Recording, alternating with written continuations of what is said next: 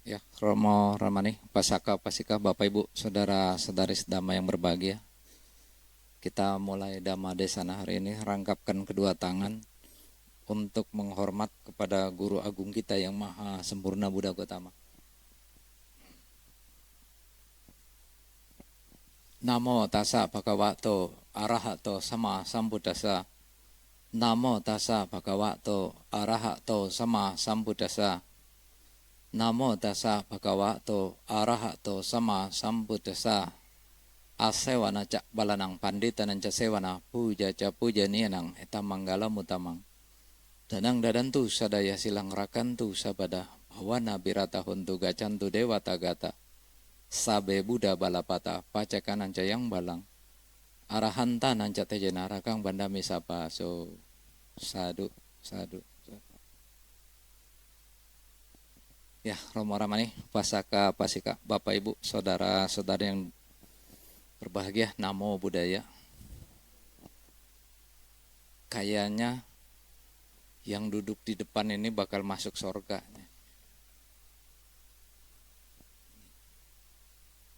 Ada alasannya, ntar saya kasih tahu. Duduk dulu aja di sini, pasti masuk. Yang dari belakang, pokoknya yang berani di depan ini masuk surga beneran. Karena pelajaran Dhamma, kalau di depan itu dapat bonus. Oke, satu, surga tinggal milih. Beneran. Benar, daripada di belakang. Kamu kalau beda ya, kalau kamu dengerin Dhamma itu paling depan. Kalau ujian di sekolah paling belakang. Bedanya begitu doang. Kenapa? Saya kasih tahu ya. Yang di depan itu masuk surga, selalu saya bilang begitu. Pada waktu Sang Buddha membabarkan Dhammacakka Pavattana Sutta, yang paling di depan ini duduk adalah temannya 5 petapa, Kondanya Wapa, Asaji Badia Mahanama. Pada waktu Sang Buddha membabarkan Dhammacakka Pavattana Sutta,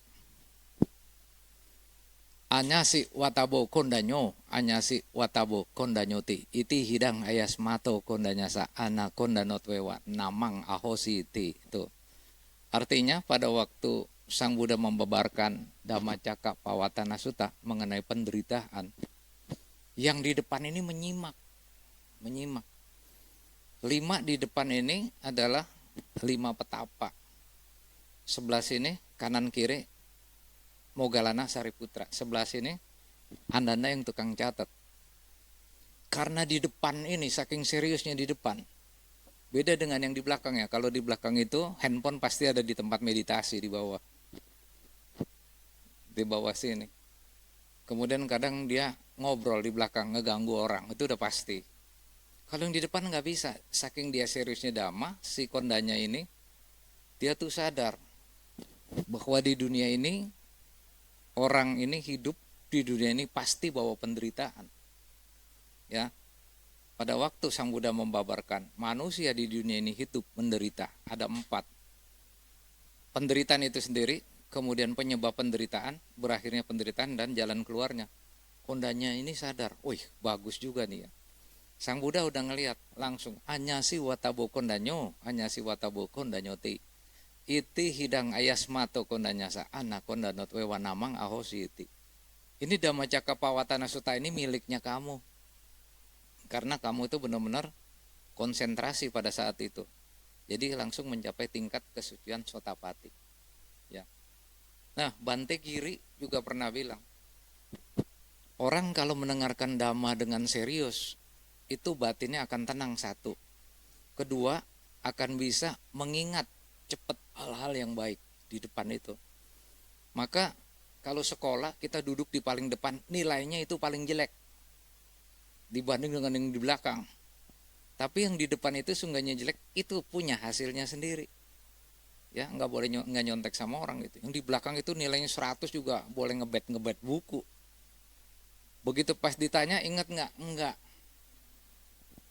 Kalau yang di depan ingat, ya.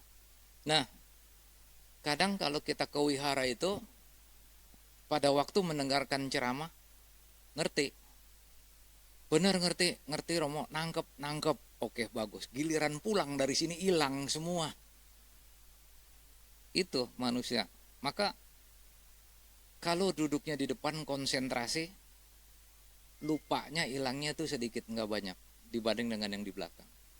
Ya, kemudian kedua, ajaran agama Buddha ini memang ajaran yang benar-benar sesuai dengan kehidupan. Kalau dicocokin semuanya sama persis. Contohnya bahwa kita lahir di dunia ini bahwa karma ada 4. Dikasih di dalam syair situ. Pasti kamu tadi udah baca Brahma Wihara Paranang ya. Ahang Sukito Homi Niduko Homi. Di situ dijelasin jelas benar. Kalau kita pelajari buku ini ya. Kama Saka, Kama Dayada, Kama Yoni, Kama Bandu, Kama Patisarana, terus yang Kamangkari Santi Kalanang Papa Kagwa Tasa Dayada Babi Santi. Itu di buku situ ada. Maka Romo, kalau saya belajar parita ini boleh baca bahasa Indonesianya, boleh bener. Karena bahasa Palitnya itu hanya syair yang terjemahannya bahasa Indonesia itu kita akan paham. Kama Saka, Kama Dayada, Kama Yoni, Kama Bandu, Kama Pati Sarana yang Kamangkari Santi. Kalian wak Papa Kang wak Tasa Dayada Bawi Santi sering diucap-ucap sama orang. Sering diucap-ucap di wihara, sering dibacain di kebaktian. Tapi artinya itu apa? Kebanyakan orang kurang paham. Ya, padahal di situ dibilang bahwa manusia itu lahir di dunia ini, kita ini bawa karma, ada 5. Kita ini memiliki karma, mewarisi karma, lahir dari karma, berhubungan dengan karma, terlindung oleh karma. Apapun yang kita perbuat, karma baik ataupun buruk itulah yang kita warisi. Sebenarnya yang namanya karma itu cuma bahasanya gampang supaya gampang dipaham aja sama orang. Bahwa agama Buddha itu nanti kamu kena karma ya. Kalau bahasa sampingannya itu kena kualat gitu loh. Kamu ngerjain ini ntar kena kualatnya begitu. Itu kata bahasa sehari-hari, maka dihalusin namanya karma. Ya. Nah, kemudian bahasa lainnya bahwa Sang Buddha itu kalau memberikan sesuatu nasihat pakai perumpamaan supaya kita itu benar-benar paham ya. Kayak di sini misalnya perumpamaan ini, Sang Buddha itu waktu itu nanya yang namanya raja dari Kosali ya, raja dari satu raja dari Wesali datang kemarin nanya, Bante, saya minta nasihat dong dari Raja Wesali ini. Baik, kamu akan saya nasihati duduk, kemudian namaskara, setelah namaskara duduk di satu sisi, itu artinya di sebelah sini ya. Raja Wesali, saya akan kasih nasihat. Nah, Sang Buddha kasihnya perumpamaan begini doang. Raja Wesali, seandainya ada gunung, gunungnya tinggi sekali, ujungnya mencapai awan itu tuh. Jadi baru dikasih nasihat itu dia udah kebayang ada gunung, gunungnya tuh ujungnya ada awan, pasti tinggi gitu loh. Maka Sang Buddha itu selalu memberikan syair-syair dan seperti petunjuk kayak gitu. Tapi Raja Wesali, gunung ini anehnya bisa berjalan. Dia jalan terus tapi jalannya pelan-pelan. Gunung ini menggilas siapa saja yang dilewati. Pokoknya digilas, nggak diampunin semua. Kan gunungnya gede sekali ya, lebar sekali, digilas siapapun. Jadi sambil dinasehati, Raja Wesali mikir, gunung berjalan. Wah, gitu loh. Itu nasihat Sang Buddha, makanya lebih gampang pakai nasihat-nasihat dan syair. Kalau seandainya nanti Raja Wesali gunungnya itu jalannya pelan-pelan, nyampe ke kamu kena kegilas sama gunung itu. Ini kan masih jauh. Apa persiapan kamu? Mikir dia, namanya raja, mikir. Bante, saya akan persiapkan harta-harta saya. Wih, nanti kan gunungnya masih lama nih ngegiles si Raja Wesali. Saya akan persiapkan harta emas saya berlimpah-limpah, saya karung-karungin, saya persiapkan untuk nanti kalau nyampe gunungnya ngegiles saya. Yang kedua, dayang-dayang dikumpulin. Ya, dayang-dayang yang umur 20 tahun ke atas dibuang-buangin, 20 tahun ke bawah diambil-ambilin, yang cakep-cakep diambilin, yang hitam-hitam dibuang. Enak bener itu mah. Ya, buat kesenangan saya, apalagi encim-encim udah gak masuk udah. Buat kesenangan saya, persiapannya kayak begitu. Sang Buddha itu kalau mendengar apa-apa pasti merem.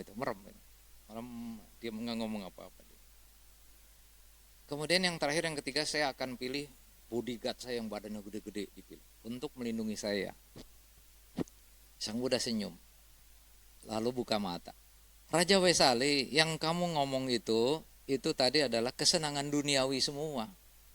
Kalau kesenangan duniawi kamu nggak akan dapat hasil apa-apa, Raja Wesali. Diem dia, Raja Wesali. Bante, gunung itu apa sih, Bante? Nah, baru mulai. Raja Wesali, gunung itu adalah kematian. Semua orang pasti akan tergilas oleh kematian. Binatang kecil juga digilas sama kematian. Binatang besar termasuk gajah-gajah juga digilas kematian.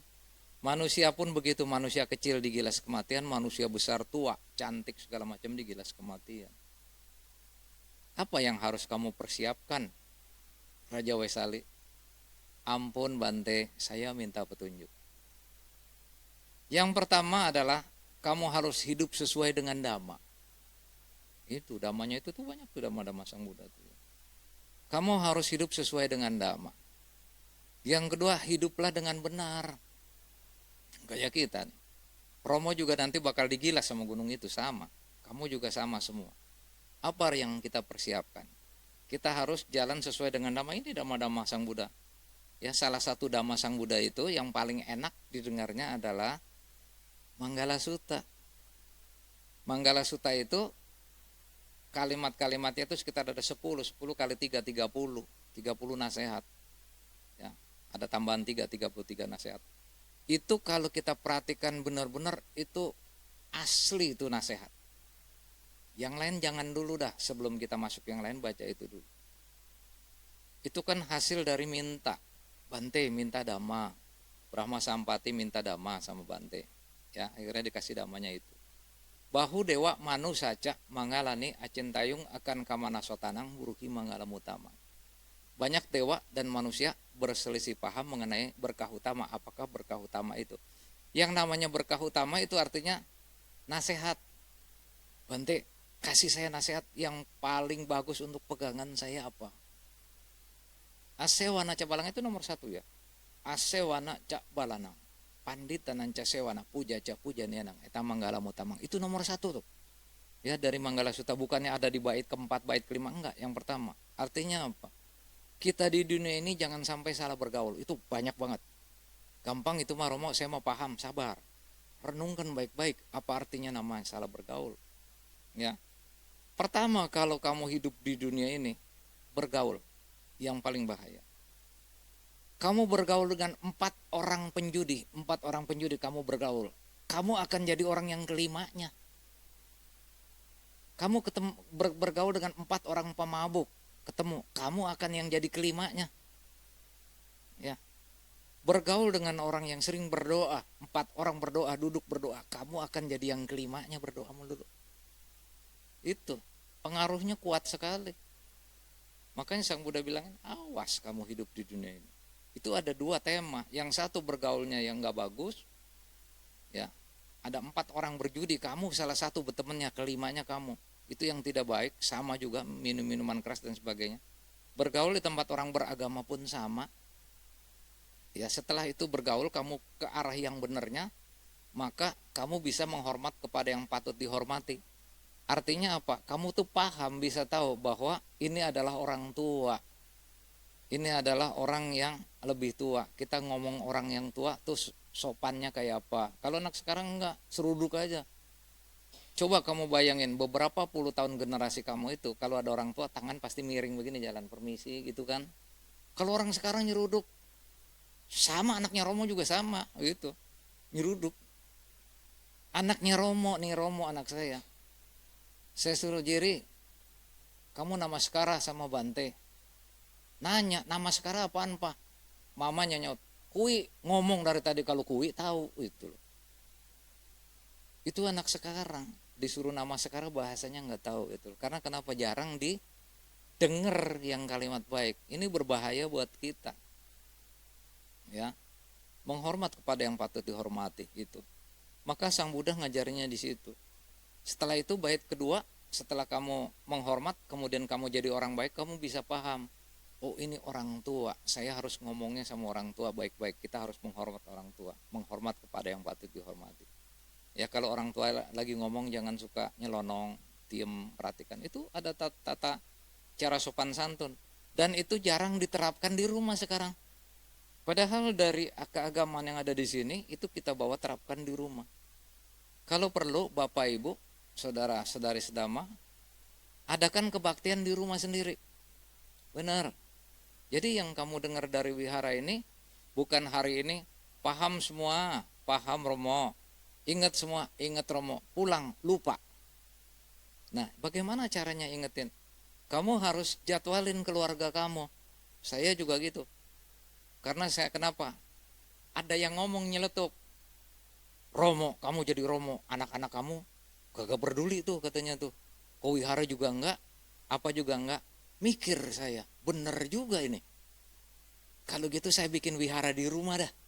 Kalau dia nggak mau ke wihara, saya bikin wihara di rumah dah. Nah, udah ada patung kecil-kecilan, saya suruh kumpul semua, mantu, anak, semua kumpul semua. Saya suruh hari Minggu pagi kumpul di rumah, pimpin kebaktian. Gantian, yang mimpin kebaktian anak yang paling bengal saya suruh. Kamu mimpin kebaktian. Pak, gimana caranya? Udah dulu, yang penting diam aja dulu sini. Diam di sini. Yang bengal saya suruh mimpin. Yang lain semua dengerin gitu. Itu kita mulai dulu. Kayak teman saya satu, Aditya namanya. Romo, saya mau cerita Romo, saya juga bagi cerita. Kenapa? Anak saya suruh ke Tepekong, susah banget yang berdua nih. Dia punya anak 2 tahun. Saya suruh ke Tepekong, dia nyari hiu yang paling gede. Buat apa? Buat main pedang-pedangan. Di Tepekong kan ada hiu yang gede, ada yang kecil. Yang gede diambil buat main pedang-pedangan. Terus kamu bagaimana? Biarin aja Romo. Saya kasih main pedang-pedangan, main pedang-pedangan. Lama-lama saya ajarin, habis main pedang-pedangan ditancep ya di situ, ditancep di sono. Ngomong, kongco, ngomong aja yang baik-baik di situ. Pak boleh main pedang-pedangan, main. Tapi jangan deket-deket orang, sono main, dia main tang-tang udah pada pletot-pletot ini baru ditancepin. Besok-besok main pedang-pedangnya kurang. Bapaknya bilang sembahyang dulu, baru dikasih main pedang-pedangan gitu. Nah, mulai dia sembahyang dulu, baru boleh main pedang-pedangan. Lama-lama apa? Main pedang-pedangannya hilang. Sembahyang terus. Nah, itu cara ngedidik anak kayak gitu. Nah, kita juga di rumah begitu. Mau adakan kebaktian, ya, yang bengal dulu kita suruh mimpin. Ayo kamu mimpin. Pak, saya nggak ngerti. Sabar, ada bapak. Apa yang ngaturin? Ya, semua ngomong arah apa segala macam ngacak kemana-mana. Lama-lama ntar giliran lagi, habis giliran ini yang bengal kedua. Nah, kita baru ceramah, kita ceramahkan yang kita dapat di wihara itu loh. Ya, begini. Lama-lama mereka tuh kita gilir. Bawa makanan ya, habis kumpul sini, masing-masing saya tugasin. Dia nih bawa bakso, dia bawa lomi karet, dia bawa ini, bawa nyampur semuanya. Jadi ada habis ceramah keluarga, makannya rame-rame gitu. Walaupun kita susah ngajak anak-anak ke wihara, kita pakai akal di rumah, kita adakan kebaktian. Ya kayak kemarin manggil saya, Romo, tolong dong Romo, nih saya ngikutin Romo, cuman nggak ada yang mimpin. Romo pimpinin. Ya saya pimpin tetangga mau ngikutin kebaktian kayak gitu. Nah itu Sang Buddha ajarkan gitu. Asewana cak balanang pandita nan casewana puja cak puja nianang eta manggala motama luas. Jadi satu bait di dalam ayat-ayat suci ini luas. Kemudian yang kedua itu Sang Buddha jelaskan lagi. Pati rupa desawa pube kata punyata. Singkatnya itu kan pati rupa desawa saja pubeca kata punyata atas sama panendica eta manggala mutamang. Pati rupa desawa pube kata punyata. Diingetin lagi kita di buku itu. Berkat perbuatan kamu pada kehidupan yang lalu, kamu ada di sini nih tempat sesuai. Kamu di tempat sesuai di mana? Mendengarkan dhamma pada hari ini. Ini kan hari Minggu. Enggak gampang hari Minggu orang yang berani duduk di wihara sini, enggak gampang. Karena di wihara tuh udah enggak enak, kakinya ketekuk. Apalagi yang encim-encim udah umurnya tua, minjem bangku aja di belakang biarin kasih. Ya, udah ketekuk, enggak enak segala macam. Otak jangan coba-coba keliling di sini. Kalau hari Minggu udah nyampe di wihara, kunci semua. Kunci apa? Kunci dompet satu, kita kunci. Jangan mikir ke dompet. Kedua, kunci pikiran. Pikiran kalau udah ada di tempat yang kayak begini, itu bagaikan ikan yang ada di darat. Ikan kalau ada di darat bagaimana? Gelepar-gelepar. Paling enak nih di tempat yang begini, nih tempat sunyi begini, pikiran ngayap kemana-mana. Pasti, nggak gampang. Kita duduk kaki badan di sini, mikir di sono. Ini anak lagi ngapain ini? Bapaknya lagi ngapain? Habis ini ntar pulang kita ke mall. Banyak yang ngeganggu. Pernah saya ngalamin. Saya nih kalau orang lagi meditasi, saya ke belakang. Umat lagi meditasi, saya di belakang dia. Di belakang usil jadi ikan lele. Nyolek temennya, orang lagi meditasi benar-benar dicolek. Ci, oi. Habis ini ntar kita kondangan yuk. Lagi meditasi bisa melek. Iya. Itu kan jadi ikan lele. Satu orang itu ngeganggu. Saya ada di belakang, dia kagak ngeliat. Colek, Ci. Lagi meditasi bisa. Habis ini kita kondangan yuk. Ayo. Di mana di sono? Cuman saya nggak bawa amplop. Beres, Ci. Enci ikut aja, masih tinggal makan uang. Beres, tambah kenceng dia. Ini di sini, di tempat baik, di tempat bagus, kunci semua. Pikiran kunci, apa kunci, masa nggak bisa? Gitu. Namanya pati rupa desawa pube, kata punyata. Berkat perbuatan baik kamu pada kehidupan lalu, kamu mendapat tempat yang baik. Ini tempat baik loh. Betul apa nggak tempat baik?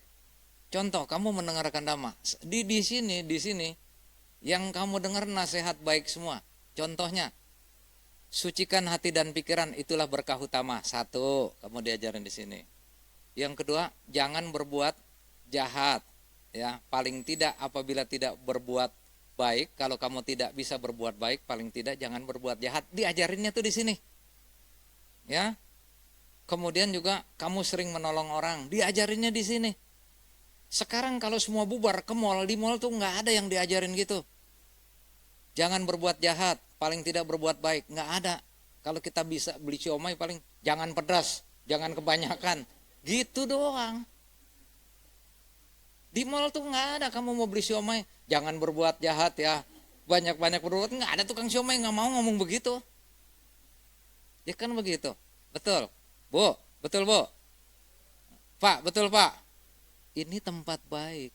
Pada waktu tempat baik, kita bersyukur, namanya pati rupa desawa pube, kata punyata. Berkat kita perbuatan baik kita pada kehidupan yang lalu, kita digiring hari Minggu ke wihara. Itu udah benar. Coba saya bilang, saya menangin kamu dah. Kamu tuh yang ada di sini semuanya orang baik. Bu, orang baik semuanya Bu. Pak, Bapak orang baik, betul Pak. Kita tanya, banyakan mana orang yang di sini sama yang di mall? Banyakan mana? Banyakan yang di mall. Kamu tuh di sini lagi diajarkan berbuat baik. Enggak gampang. Saya mau ketemu pelajaran baik 50 tahun hilang. 5 tahun berikutnya, begitu pas bapak saya meninggal, baru saya dapat kebaikan. Bapak saya Romo Pandita. Saya bodoh amat. Biarin Romo Pandita, biarin, bukan urusan saya.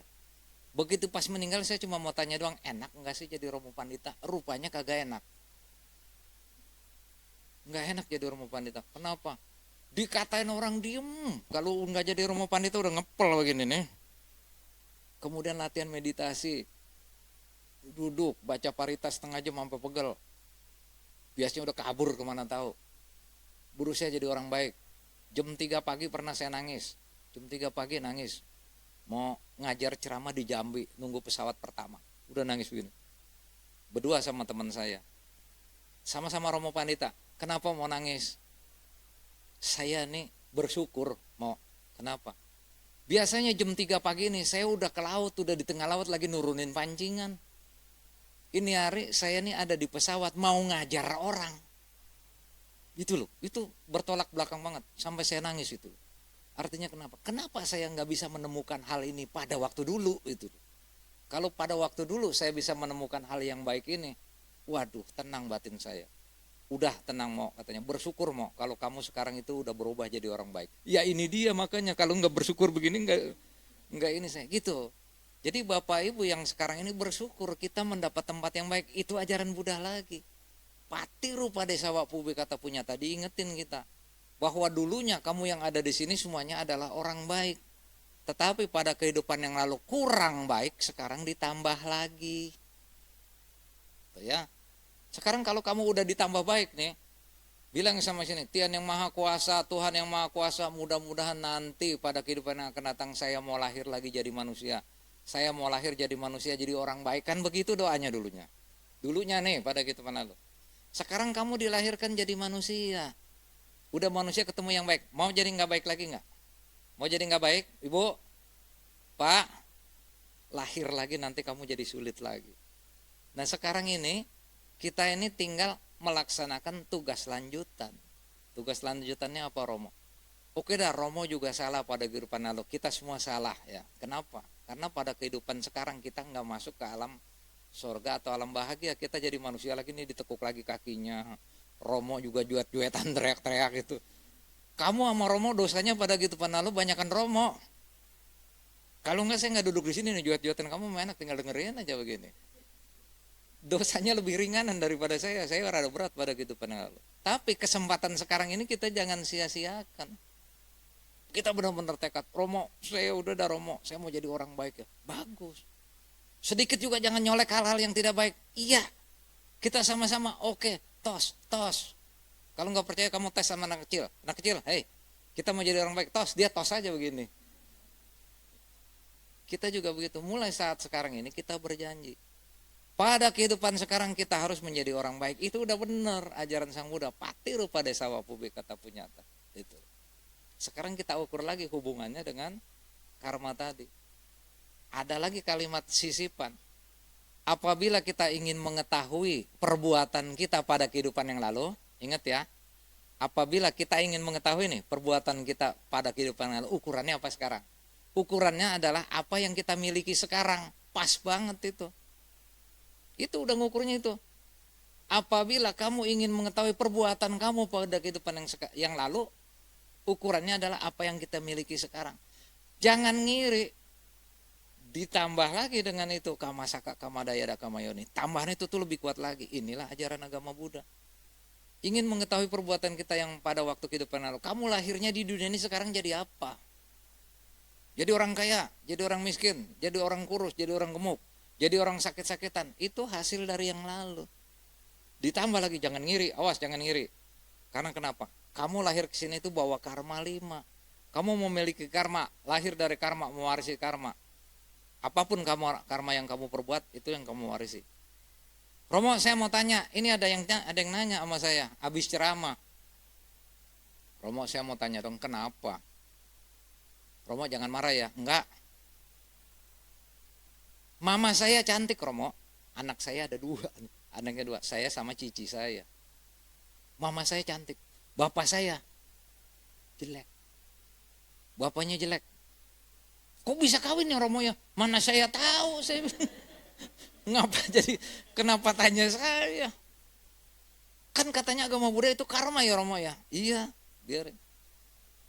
Sekarang nih lahirnya Romo yang saya mau protes. Cici saya kayak mama saya lahirnya kayak bapak saya. Padahal perutnya sama, bapaknya sama, semuanya sama. Kenapa bisa beda begitu Romo? Kamu belajar agama Buddha nggak? Terus kamu mau ngiriin siapa? Mau protes sama bapaknya? Mau protes sama mamanya? Gak bisa. Kamu satu kelompok ini namanya kama bandu, karma yang berhubungan. Pada kehidupan lalu kamu udah berhubungan bahwa ini bakal lahir sama-sama. Tapi karena lahirnya sama-sama, bahwa sifatnya pada kehidupan yang lalu beda-beda. Cici kamu mungkin baik, pada kehidupan lalu kamu tuh ada kurangnya. Lahirnya bareng-bareng, lahirnya kamu terima kayak begini. Tapi kamu kan aman kan satu keluarga, enak sih Romo. Walaupun ngelihat di kaca mukanya beda. Ada nggak yang kayak begini di sini? Ada kali. Ada kali. Ada. Istrinya cakep, suaminya begitu pas ngaca beda, ada kali. Nah itu namanya jodoh, karma bawa sendiri-sendiri. Ajaran agama Buddha tuh kayak begitu, jadi kita tuh bisa paham hidup di dunia ini apa adanya. Kita bisa menerima hidup di dunia ini apa adanya, enggak ngiri sama orang, enggak ngiri sama orang kaya, ada prinsipnya. Orang kaya dingiriin, orang susah disyukurin. Itu hilang pada waktu kita belajar agama Buddha, itu hilang semuanya. Kita paham dia kaya, pada kehidupan yang lalunya mungkin dia lebih banyak berbuat baiknya. Kita dulu pelit, ya kita terima nasib kita. Sekarang saya mau roboh pada gitu, lalu saya mau kaya, kan diajarin. Robah hidup kita yang sekarang. Ini pelajaran agama Buddha bagus. Nah sekarang ngelanjut kayak gini. Habis gunung yang tinggi kayak gini, kemudian di sini nih mati melulu ini nih. Neng, halo, bisa maju nggak ini?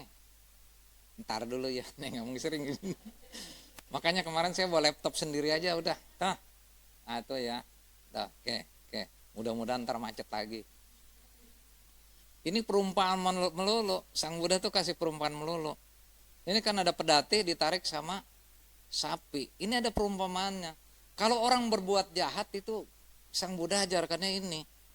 Ya, roda pedati ini ditarik sama sapi bagaikan roda pedati ini ngikut kemana jalannya si sapi gitu loh.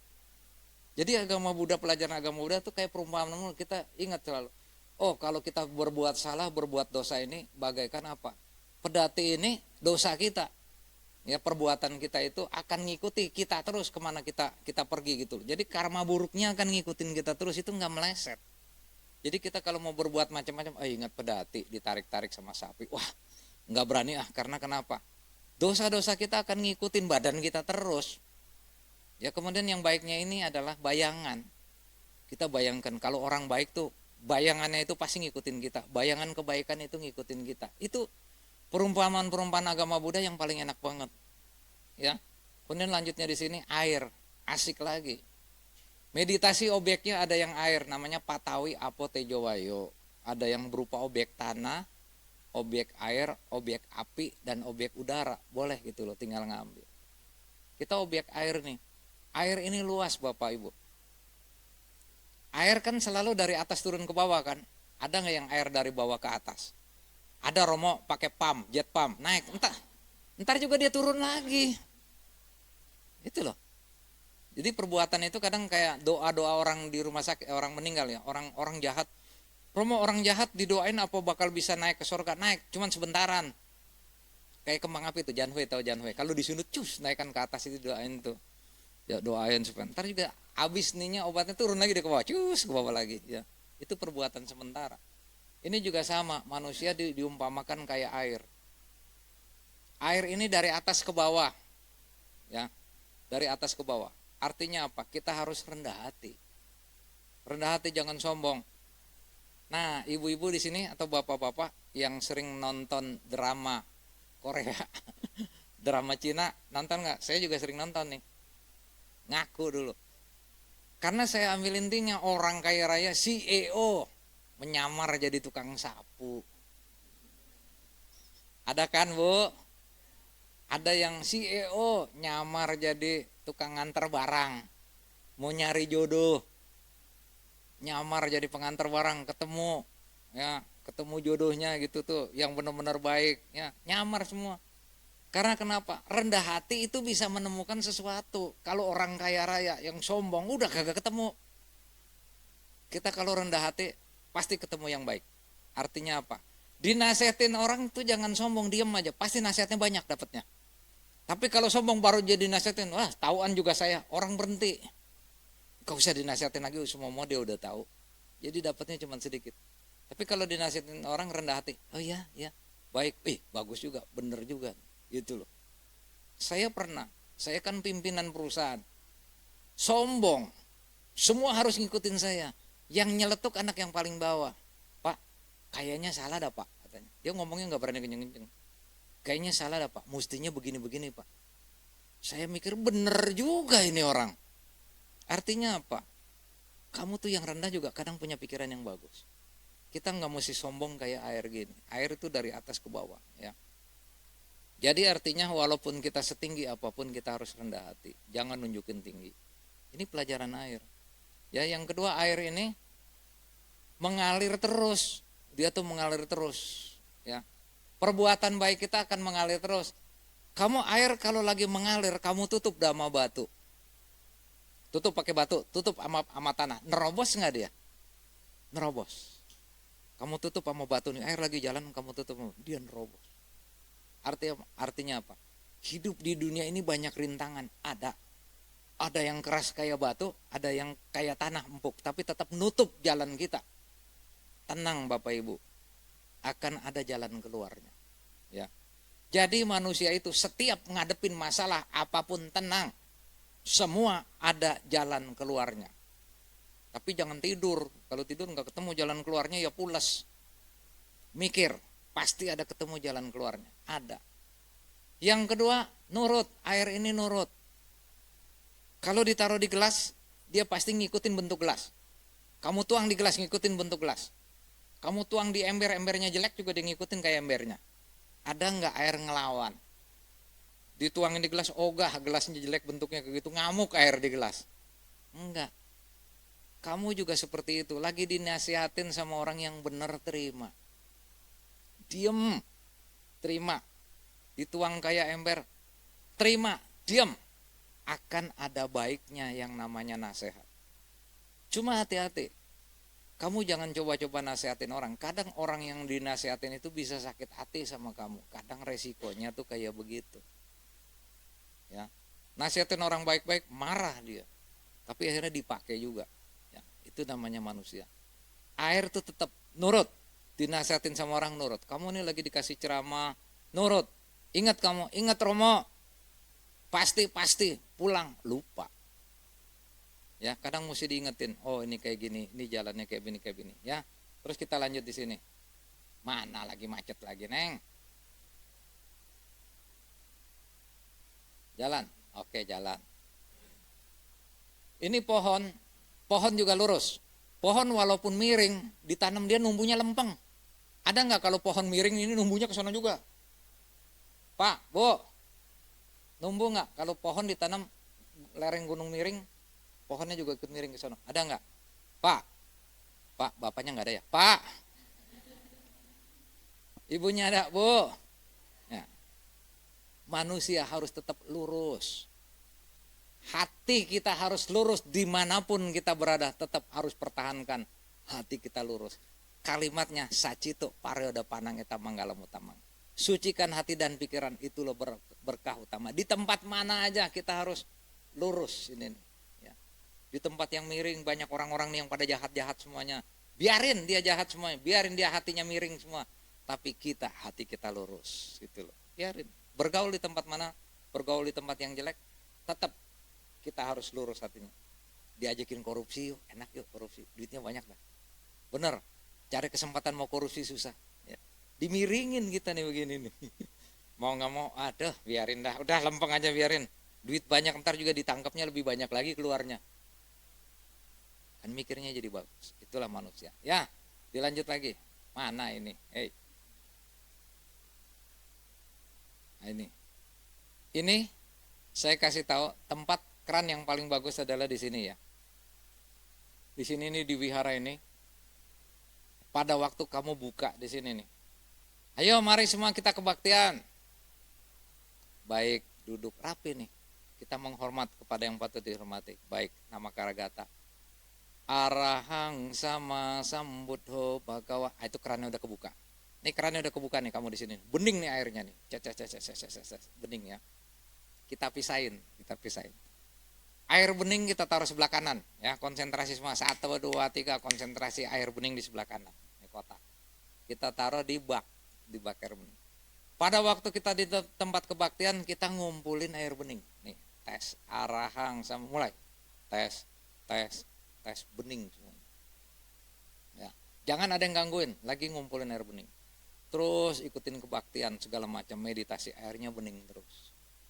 Sebelah sini nih yang ikan lele tadi itu yang mau kondangan nih sebelah sini nih. Orang yang lagi meditasi ngajak kondangan segala macam butak airnya ini nih. Di wihara bisa dapat butak di sini, butak. Seret, tes, butak dia ada, udah terus-terusan butak. Orang suruh namaskara apa nyender dia. Orang pada sujud semua dia enggak ya. Rada bandel dikit ini. Berdua ngobrol terus butak air. Ini bening sama bening. Nah, si butak dan si bening ini di luaran juga sama nih. Yang bening mah baik, ya sifatnya baik ngumpulin air bening. Yang butak ngumpulin air butak terus air kotor. Sama-sama berdoa ketepekong, bareng ketepekong. Tian yang Maha Kuasa, Tuhan yang Maha Kuasa, kabulkanlah permohonan saya. Cep, cep, cep, pasang. Yang dikabulkan permohonan yang mana? Yang bening. Karena kenapa? Perbuatan baiknya cukup sama yang dia minta cukup. Tuhan yang Maha Kuasa, Tian yang Maha Kuasa, para dewa di angkasa yang Maha Penolong, bantulah saya sedang aus. Aus apa? Aus rejeki, aus kelancaran bisnis, aus macam-macam. Ini ada nih, tabungan aus. Tabungan aus, airnya bening. Silakan minum, bisa dia minum. Jadi apa yang dia minta, semoga rezekinya dilancarkan, lancar. Karena dia perbuatan baiknya cukup banyak. Yang si butak minta aus dan aus rezeki, minum, bisa nggak dia minum? Nggak bisa karena butak. Karena kenapa? Perbuatan buruknya tidak menunjang untuk permohonan dia. Ya, maka pada waktu dia sembahyang, yang satu dikabulkan, satu nggak kabulkan, apalagi pindah ke tepekong sono, pindah ke tepekong sono. Yang ini mah manjur katanya, sekali disembahyang langsung terkabul. Dia datang tepekongnya manjur. Dia datang ke yang manjur, tepekongnya enggak manjur-manjur. Perbuatan buruk dia masih banyak. Makanya orang jangan salah. Romo, saya berdoa di sini dikabulkan. Oh, teman saya kemarin enggak. Saya juga ke sana dikabulkan. Teman saya enggak. Beda, karena perbuatan baik itu akan kita ngalami di kehidupan kita. Ya. Sekarang di sini, dilanjutnya sini, air bening banyak. Ya, yang ini butek terus, no. Gambarannya butek. Manusia hidup di dunia ini dua air ini. Perbuatan baik kita dan perbuatan buruk kita itu nyampur jadi satu. Mana yang lebih bening, mana yang lebih butek. Kalau kita sering berbuat buruk di sini nih, sulit sekali permohonan kamu akan dikabulkan. Karena kenapa? Tidak ada yang menunjang untuk perbuatan baik. Disinilah Sang Buddha nasihatnya. Semuanya tergantung dari kamu. Apapun yang kamu perbuat, itulah yang diwarisinya. Ini. Nah, ini adanya di sini, di wihara, di tempat baik. Kamu dinasihatkan gini. Coba kalau di mall, di tukang gado-gado, di tukang siomay, tukang nasi goreng, di bakmi jiem, ada yang kayak begini nasihatnya. Bu,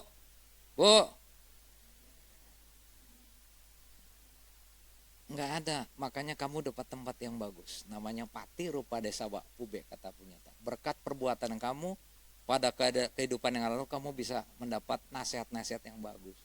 Orang-orang banyak yang nggak dapat nasihat, banyak yang hidupnya nggak benar, nggak keruan daripada hidup-hidup pergaulan, banyak. Inilah keuntungannya. Ya, kemudian dilanjut lagi di sini. Nah, ini pada waktu dia berdoa, yang satu berdoa airnya bening maka sampean, yang satu airnya butek belum. Kemudian di sini akan diberikan lagi di sini. Ya. Masuknya juga beda. Yang bening tuh ke alam yang bahagia, yang butek ke alam enggak bahagia. Nah, ini kan ada pertanyaannya kayak gini ya. Sekarang ini kan manusia kan diibaratkan dengan baju. Baju ya. Konsentrasi dikit kayak baju. Termasuk saya. Orang yang paling bersih adalah pada waktu bangun tidur. Si ibu, si bapak, saya yang paling bersih pada waktu kita sama-sama bangun tidur. Itu belum ngapa-ngapain. Setelah itu kita mandi pakai bajunya juga yang bersih, betul? Ya, kita pakai baju yang bersih, yang udah bekas dicuci, udah bekas disetrika, bersih. Bajunya bersih, sifatnya juga pun masih bersih, masih baru. Baju yang kita pakai kalau kita keluar nih dari pagi sampai sore kita keluar itu kotor. Kalau nggak kotor paling nggak bau sama keringat kita atau keringat lapangan. Kita pun juga begitu. Keluar dari rumah, dari lapangan ini baru bangun tidur. Di sini nih perbuatan buruk kita nih mulai keluar. Di kantor ngomelin orang, di jalan ngomelin orang, caci maki orang. Perbuatan juga, tangan juga nggak bener, plak-plok atau ini. Disitulah kita. Perbuatan kita mulai kotor dari perbuatan, baju mulai kotor dari lingkungan. Dibersihin, dicuci, cucinya di mana? Kalau baju cucinya di situ, di mesin cuci, Bu, sering nyuci nggak Bu? Apa pakai penggilesan? Nyucinya di sini, ya, pakai sabun segala macam. Kalau kita ini di wihara, nyucinya di wihara ya, di wihara itu kita lagi nyuci di sini nih. Nyuci di wihara, sabunnya baca parita, meditasi itu sabunnya buat ngebersihin kita. Tapi jangan coba-coba begitu sudah sampai wihara di sini enggak ngapa-ngapain. Ya, itu sama juga enggak nyuci. Kotornya tetap masih ada di badan kita. Makanya kalau sampai wihara di sini, hitung-hitungan yuk, 1% dari hidup kita di sini di wihara ini, 1% dari hidup kita ambil buat ke wihara. Nggak percaya kita hitung. Satu hari berapa jam? 24 jam. Ini anggap aja 6 hari ya. 6 kali 24 berapa? 144, udah jangan hitung. Lama dia ngirimin, berapa kali berapa? Udah jangan hitung. 24 kali 6, 144, udah beres. Ini kan hari Minggu. Hari Minggu lempengin aja dan 6 jam. 144 ditambah 6 berapa? 150. Dengerin Dhamma Desana, masuk ke wihara, baca parita dan sebagainya, habis 1,5 jam. 1,5 per 150 kali 100% berapa persen? 1%. Bulak balik kemana dah? Sama. Ini hitung seminggu, mau hitung sebulan juga sama. 1%. 1% di dalam hidup kamu buat perbuatan baik sulit, masih kadang kagak datang.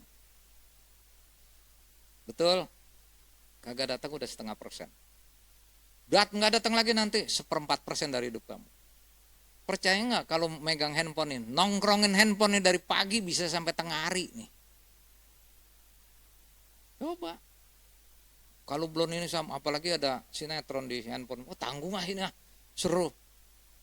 Kadang ngelihat yang lain, 1,5 jam, 2 jam bisa hilang nggak ketahuan. Manusia itu disuruh ke tempat yang 1% di dalam hidupnya, minta 1% suruh dengerin sini ke wihara, susah. Coba sekarang robah hidup kamu di dunia ini, yang bikin adalah kamu sendiri. Tempat nyuci batin adanya di sini, tempat nyuci baju adanya di tempat itu. Ya sekarang di sini. Ikan kalau gitu lihat bersih apa enggak? Pak, bersih apa enggak? Bu, bersih apa enggak? Itu ikannya airnya bening. Coba lepasin ikan lele satu. Butek apa enggak airnya kalau ada ikan lele?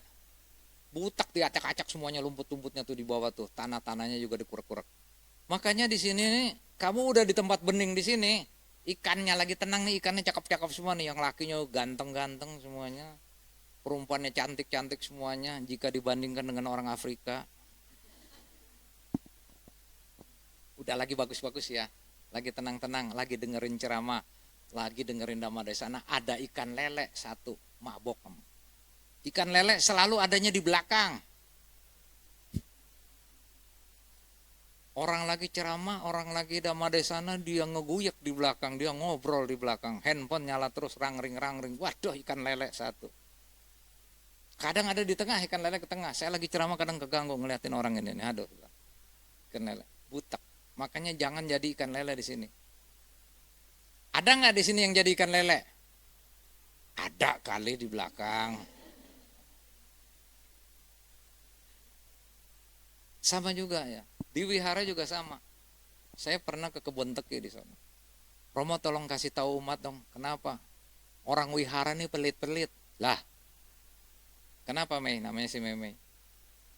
Ini masa kotak dana dibuka, duitnya pada ngegelinding semua. Emang kenapa? Itu orangnya banyak gak Romo? Banyak. Ayo kita hitung. Segitu banyaknya orang, hampir 100 lebih lah kali. Kotak dana cuma 84.000. Berarti ada ke kotak ada yang geser kagak diisiin, geser lagi muter-muter. Saya bilang, terus kata si Meme, 1 bulan kamu bayar listrik berapa? 500.000. Berarti 3 minggu listrik nyala, 2 minggu pakai lilin. Wihara gitu. Saya umumin. Halo umat semuanya, ya Romo, mau jadi orang kaya nggak? Mau. Wah, kalau dibilang orang kaya, mau, tunjuk tangan semua. Masa berdananya cuma 1.000? Saya bilang, ini listrik kagak kuat bayar nih. Diem. Di dompet orang itu nyusunnya pinter. Paling depan itu warnanya abu-abu. Pasukan berani mati abu-abu, 2.000 perak. Sebelahnya abu-abu coklat. Sebelahnya coklat ungu. Sebelahnya ungu hijau. Udah disusun. Sebelahnya hijau biru. Sebelahnya biru nggak ada. Sebelahnya biru nggak ada merah. Merah adanya diselipan di dalam lagi, di dalam dompet. Pada waktu kotak dana di depan kamu lewat, yang mana yang kamu taruh? Yang tadi yang nunjuk tangan pengen jadi orang kaya, yang mana yang mau ditaruh? Diem. Kalau mau ngomong yang abu-abu, tulus ikhlas tapi pasukan berani mati cuma 2.000 perak. Yang coklat mau ditaro tanggung. Yang abu-abu rada mendingan dikit. Kalau yang hijau sayang, apalagi yang gocap. Yang gocap lebih sayang lagi. Ntar kalau buat anaknya jajan kurang. Tapi Romo bilangnya kalau makin gede makin kaya kata dia. Terpaksa dia taruh yang biru. Begitu pas dia taruh yang biru, sejak ditaruh di yang biru matanya ngikutin kotak terus. Ngikutin kotak terus. Wah, ini orang apa? Saya sih sembari ceramah sih sembari ngeliatin ini ngikutin kotak terus. Habis gitu ngitung kan di belakang sana. Ceramah saya selesai ngitung. Dia datang yang tadi itu. Rupanya dia sembari habis masukin di kotak nggak tenang. Makanya kan kalau berdana tulus ikhlas. Dikasih yang biru dia nggak tenang. Awang ngeliatin kotak mulu, habis gitu ngitung. Dia bilang, "Ci, yang ngitung. Mohon maaf, Ci. Itu ada duit yang biru, duit saya." "Ya, kenapa kamu?" "Saya mau nyumbang 20, nggak ada 20-annya minta kembaliin 30." Padahal di dompetnya dia tuh tadi ada 20. Karena dia nggak ikhlas berdana, ya Romo bilang kalau mau kaya dananya banyakan, dia taruh yang biru, tapi nggak ikhlas dia ikutin. Sampai ngitung dia bilang itu duit saya yang 50.000, minta dikembalin 30, saya nggak ada 20 mau taruh. Udah mau nggak mau dikembalin, nah itu kayak begitu. Kau mau tulus ikhlas kasih. Ya kamu punya rezeki mau nggak dikurangin? Oh enggak, kalau rezeki oh nggak dikurangin, kalau berdana mau dikurangin. Ya tulus ikhlas. Sang Buddha ajarannya bagus. Berdana tulus ikhlas. Kamu mau 10.000 tulus ikhlas merem, cemplungin. Jangan nanti di sini cemplungin 10.000, 20.000 ngikutin kotak begini nih. Ajaran Buddha lebih enak lagi, berdana tulus ikhlas itu. Ya harus tulus ikhlas gitu. Nah ini juga ikan juga airnya mesti bening. Harus ada yang ada di sini bening semua, jangan ada yang ganggu. Kalau orang lagi kewihara jangan ada yang ganggu. Tutup semua pikiran yang ada di luar tutup. Pikiran yang ada di rumah, pikiran anak, pikiran suami, pikiran makanan segala macam, tutup, konsentrasi di sini. Bening airnya. Pikiran kamu juga jadi bening. Kan sebelum Dhammadesana disuruh meditasi dulu kan. Meditasi, beningin sini dulu nanti supaya dhamma-dhammanya itu masuk. Ya ini kita lanjut lagi nih. Tuh ikan lelenya tuh yang tadi tuh. Di sini ada nggak di belakang ikan lele ini? Jangan ya, kalau di wihara usahakan pertahankan jangan jadi ikan lele, jangan ngeganggu orang. Ya, kasihan teman-temannya mau berbuat baik diganggu. Ya.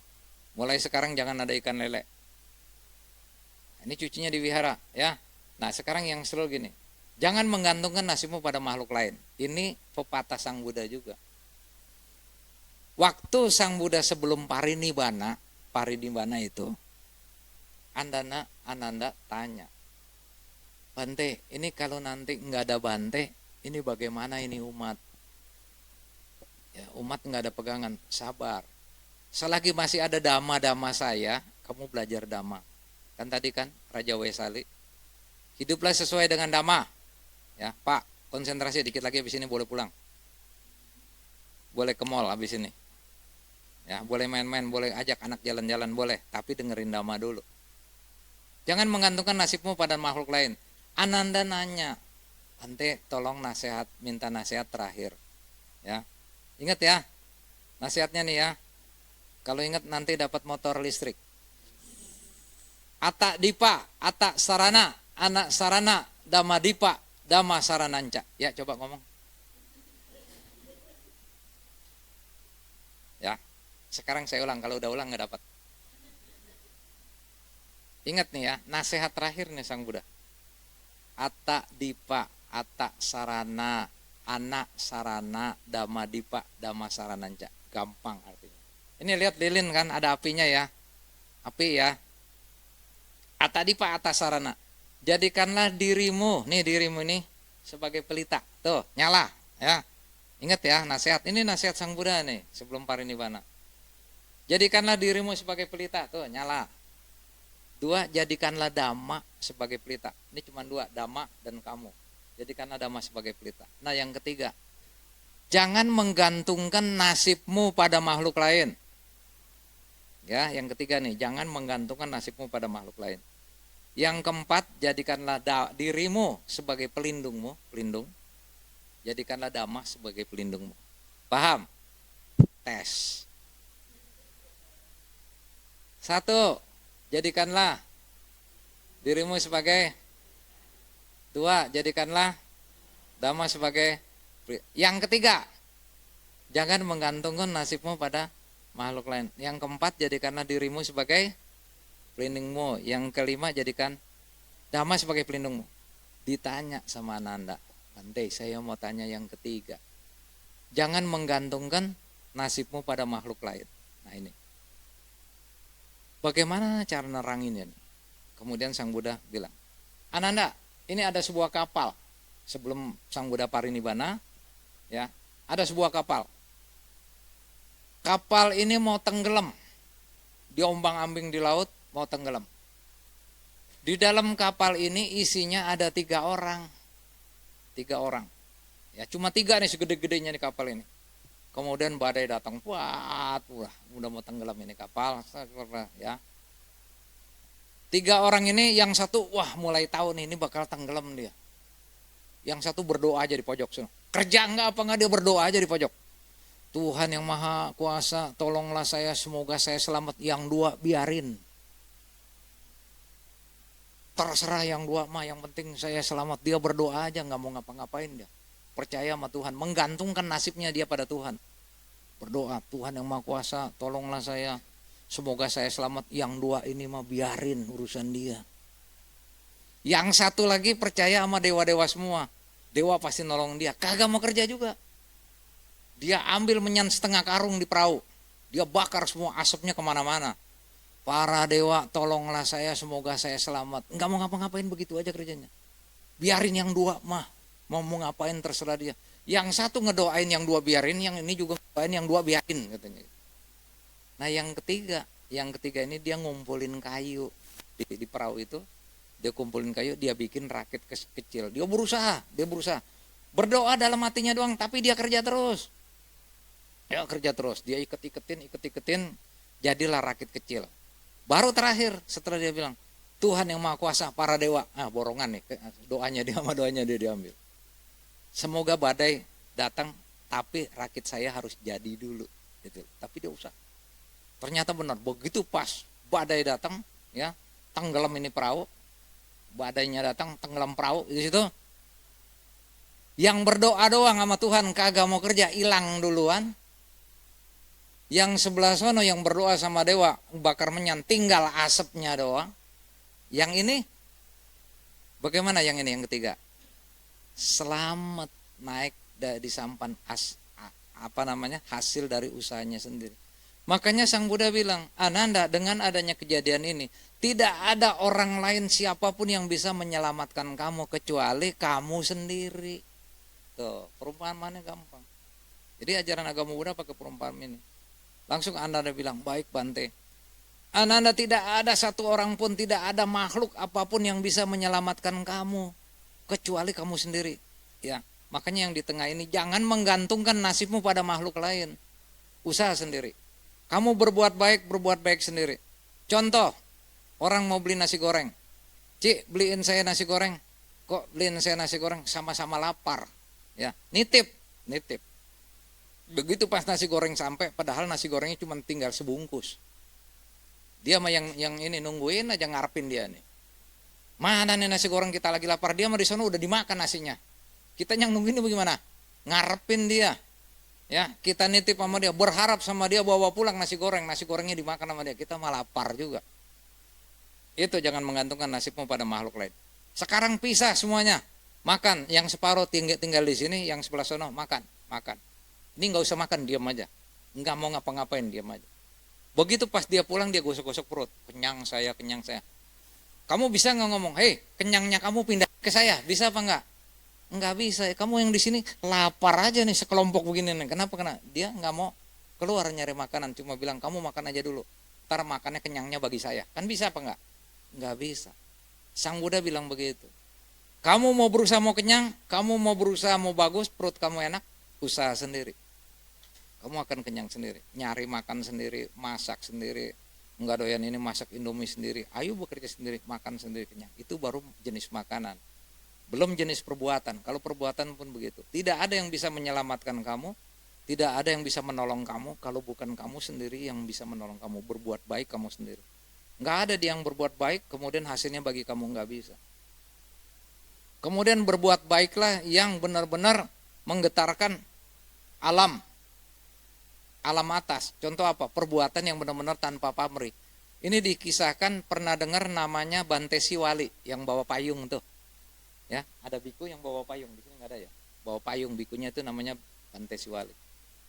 Kalau Bante Siwali itu pindah patah kemana-mana mujur. Ya, kalau orang pindah patah, kalau pindah patahnya dapatnya dikit, bawa Siwali aja, ajak Siwali, dia pasti kamu pulangnya dapatnya banyak. Kenapa? Rezekinya bagus. Kemudian Sang Buddha ditanya, kenapa Bante Siwali itu bisa mujur? Pada waktu mudanya, umur remaja, dia tuh makan, begitu pas makan kenyang perutnya, dia keluar rumah, udah, enak ya perutnya kenyang.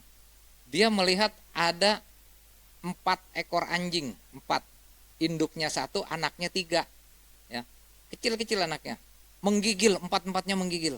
Kenapa? Kelaparan. Nggak makan. Si Wali bagaimana cara dia nolongnya? Dia liatin, kasihan amat ya ini anjing ya menggigil 4. Caranya bagaimana dia nolong? Dia korek dari mulutnya ini, dikorek, yang makanan yang di perutnya ini dikorek, dikeluarin semua, dikasih anjingnya sini. Anjingnya berebut 4-4-nya makan semuanya sampai dia kenyang, si Wali sendiri lapar. Perbuatan yang kayak begini sampai mengedarkan alam atas.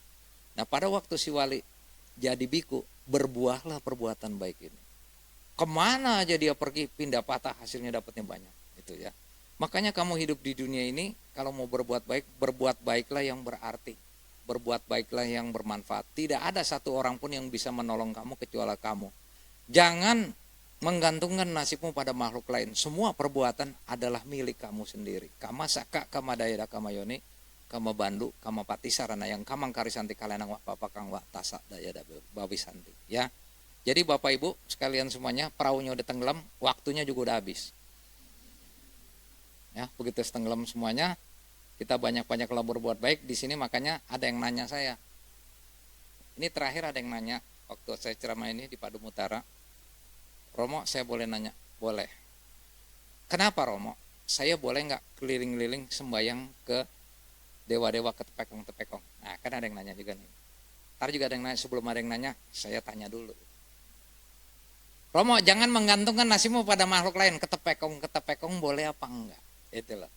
Kongco hiantian siang te, kongco gyo kong siang te, kongco hok tek ceng sin, kongco hantan kung, kongco ceng itian kun, segala macam.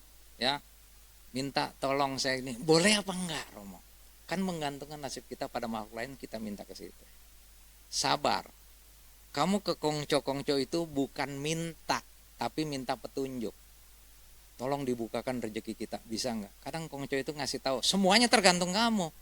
Misalnya begini ya, pada waktu dulu kamu udah minta ke tepekong di sini, dulunya kamu tuh tukang berburu, ya tukang berburu nih, nembakin binatang nih, pakpok ya, nembak binatang nih. Ada nggak yang berburu di sini dulunya? Mudah-mudahan nggak ada. Yang berburu di sini sekian banyak cuma Romo doang dulu masih kecil. Ya umur belasan remaja saya tukang berburu. Ini kejadian nyata. Boleh nggak keliling ke tepekong? Boleh. Tapi pada waktu itu para tepekong bilangin, semua permintaanmu kekunci. Kenapa? Masih ada karma buruk yang tertinggal. Ini dulunya bekas berburu di sini. Waduh. Berarti kita ke tepekong itu tidak menggantungkan nasib kita pada makhluk lain. Artinya kongco tepekong ini apa yang kita minta terkabul, enggak. Kita dikasih jalan, dikasih petunjuk. Tergantung kita lagi. Kamu kekunci di sini. Pada waktu masih muda kamu sering berburuin dia. Bagaimana caranya? Function. Harus function, lepasin dia. Ya, jadi lepasin burung ini. Tadi juga barusan saya juga habis ngelepas lagi 20 burung tekukur, 25 burung perkutut saya lepasin. Ngomong saya sama burung ini nih ya, sama burung ini saya ngomong. Hei burung, kamu nih sekarang dikurung. Dikurung nih. Dulu waktu masih muda saya nggak kenal dhamma, nggak kenal agama. Kongcono di tepekong yang ngasih tahu saya. Suruh lepas binatang. Saya sekarang minta ampun, bukannya minta maaf, minta ampun. Saya minta diampunin. Pada waktu dulu saya tuh nggak kenal dhamma, kamu tuh saya bunuh, saya tembakin, saya goreng, ya sebangsanya kamu. Sekarang nih kamu di kurungan, ada 20 bangsanya kamu sama 25 bangsanya perkutut. Kalau kamu nggak ampunin saya kagak lepas nih. Ngancem dikit. Sekarang saya minta ampun. Dulu saya salah, saya bunuhin kamu. Kalau kamu nggak ngampunin saya kagak lepas. Burung di sana nyaut. Perkutututut. Setuju dia tuh, setuju. Setuju dia. Dia udah setuju, ya. Nah, sekarang kita doain gitu, ahang sukitoho minirkomi, kemudian kanda parita, terakhir etawata. Ya, inget ya, kalau pangsen tuh etawata.